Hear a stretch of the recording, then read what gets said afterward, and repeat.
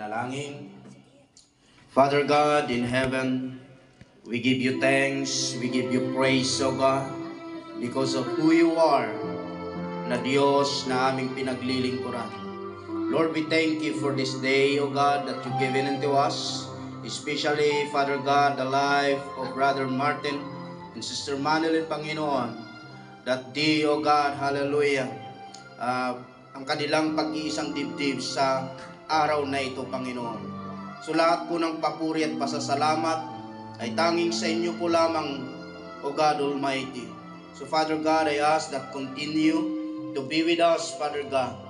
Continue, Father God, to touch every life, O God Almighty. That everyone that na naririto, Panginoon, that we encounter, O God, ang pag-iisang dibdib nila Brother Martin and Sister Manilyn, Panginoon, sa araw na ito. So lahat po ng pasasalamat ay tanging sa inyo po lamang. So Lord God, I ask that continue to be with us, continue to bless the life of each and every one of us. At tayo, lahat po ng papurit pasasalamat ay tanging sa inyo po lamang, Panginoong Diyos. So Lord God, thank you so much. In Jesus' name, Amen. Amen. And amen. Amen. Shall we all be seated?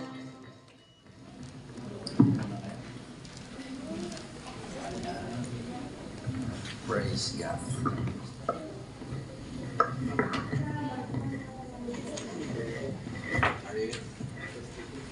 Are you happy today? Yes, we are all happy because this is the moment that we prayed for and we desired, and this is the very special day in the life of Martin and Manilyn. Palakpakan nga natin ang ating mga kapatid. Praise God. So, salamat sa Diyos.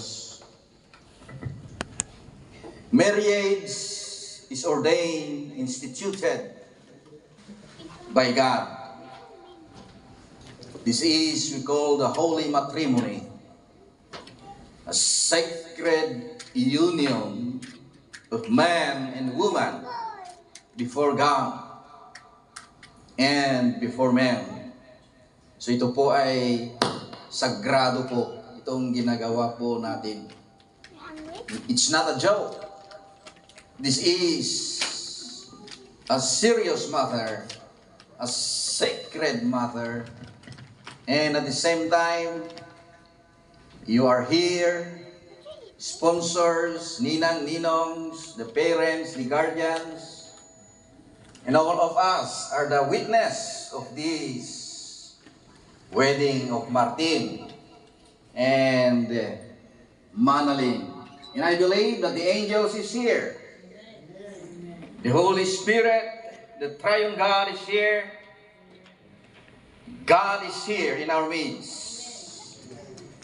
So, it is a sacred activity ang ating ginagawa po natin sa oras na ito. It is appointed by God, scheduled by